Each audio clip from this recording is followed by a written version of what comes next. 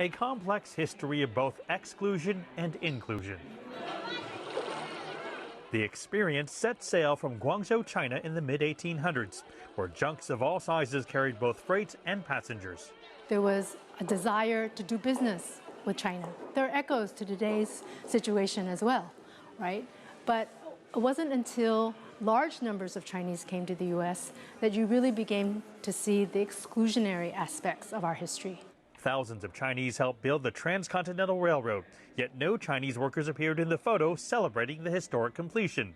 In 1882, Congress approved the Chinese Exclusion Act, the first law to prevent a specific ethnic group from immigrating to America.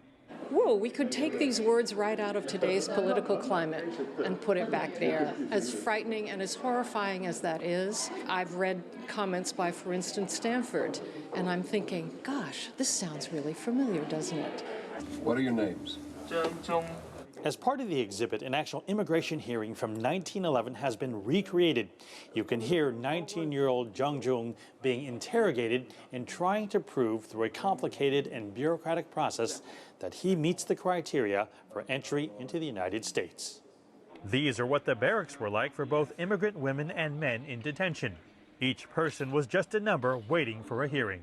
This has helped me to really understand how the Chinese community was introduced into the United States.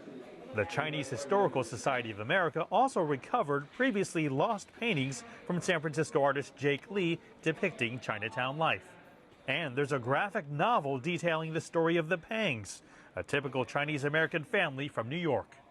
Despite all the barriers of exclusion, Chinese built community here.